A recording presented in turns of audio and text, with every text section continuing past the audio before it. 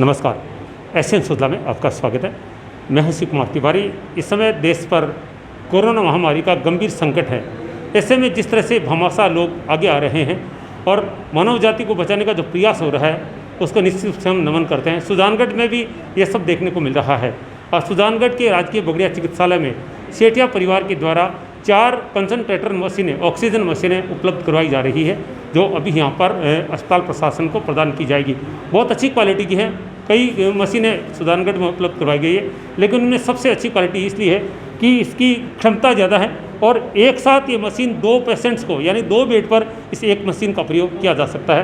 मैं आपको बता दूँ, ये मशीन लादू राम जी, कुंदनमल जी, माणकचंद जी सेठिया की स्मृति में सेठिया परिवार के द्वारा राजकीय बगड़िया चिकित्सालय में उपलब्ध करवाई जा रही है। इन ऑक्सीजन कॉन्सनट्रेटर मशीनों की खासियत ये है कि ये एक मशीन से 2 मरीजों को ऑक्सीजन उपलब्ध करवाई जा सकती है और गंभीर पेशेंट के लिए एक मशीन लगाई जाएगी।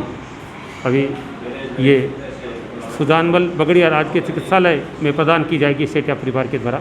भामाशाह सेठिया परिवार के द्वारा ये विशेष 4 कॉन्सनट्रेटर मशीनें, जिनकी लागत लगभग 5.5 लाख है, आज राजकीय बगड़िया चिकित्सालय को प्रदान की गई है।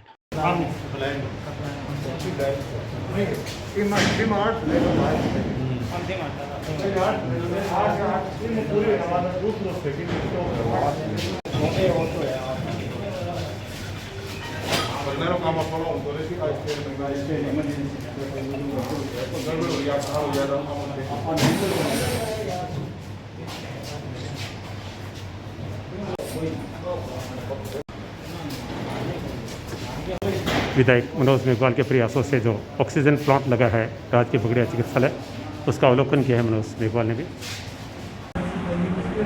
सेठिया परिवार द्वारा प्रदत्त ऑक्सीजन कॉन्सनट्रेटर मशीनों का अवलोकन कर रहे हैं विधायक मनोज मेघवाल।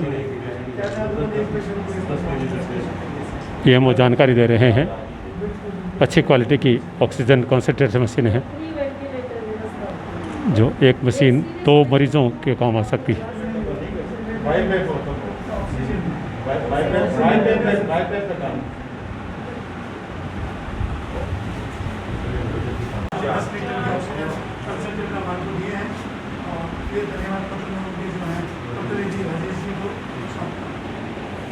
अस्पताल प्रशासन के द्वारा धन्यवाद पत्र प्रदान किया जा रहा है प्रतिनिधि राजेश सुंदरिया जी को।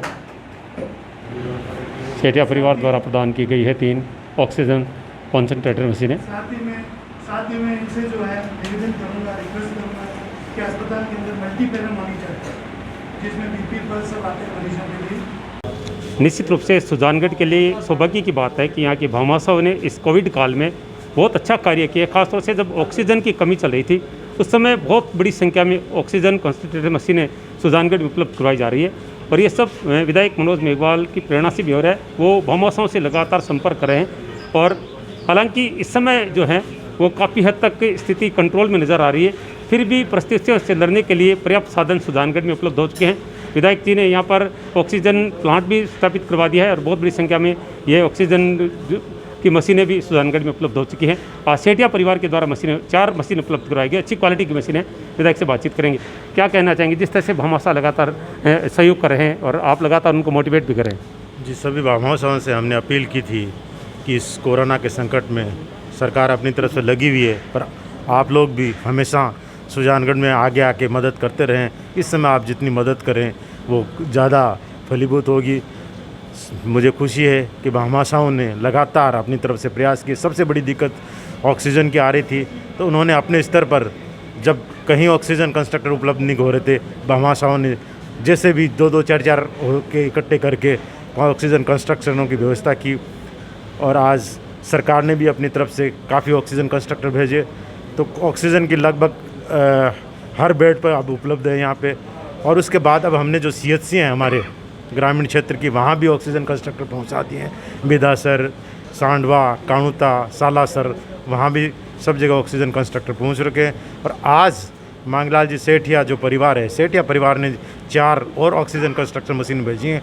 ये मशीनें हेवी हैं, जो 10 kg प्रेशर तक है। एक तरह से सिलेंडर अगर न हो तो गंभीर रोगी है, उसके लिए भी ये काम आ सकती हैं। सबसे बड़ी इन मशीनों की व्यवस्था है।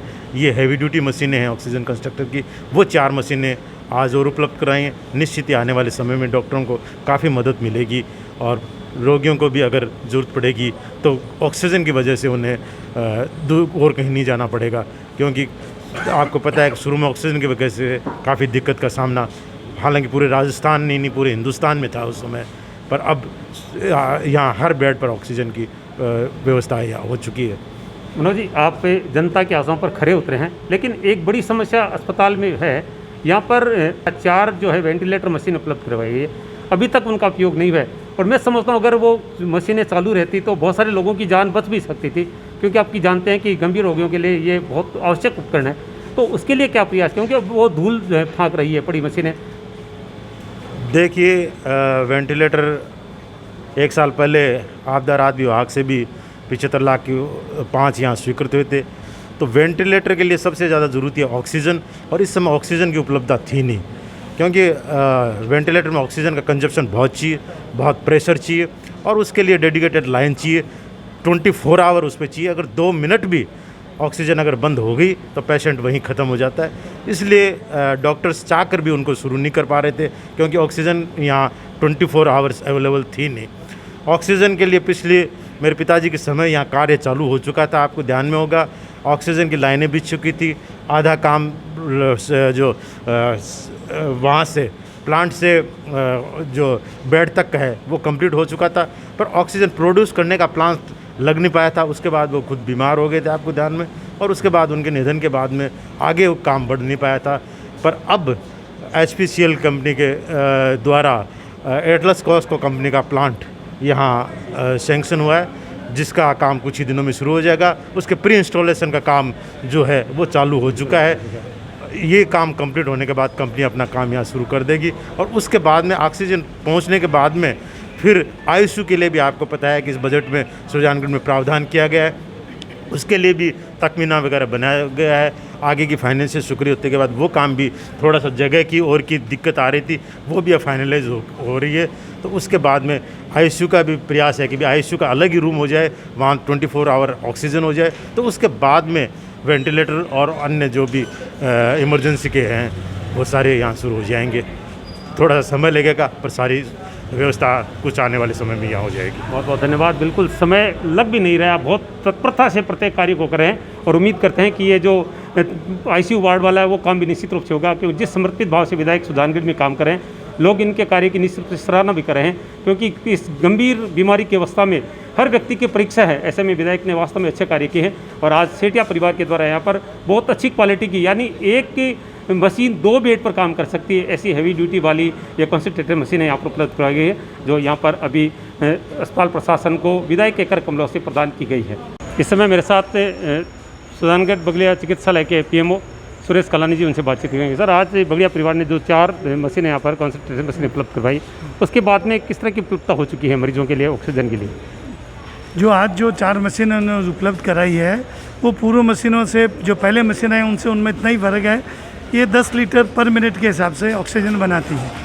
तो अगर किसी पेशेंट को ज़्यादा रिक्वायरमेंट है ऑक्सीजन की, कुछ सीरियस है, तो उस पेशेंट को अपन से 10 लीटर पर मिनट के हिसाब से इससे ऑक्सीजन दे सकते हैं।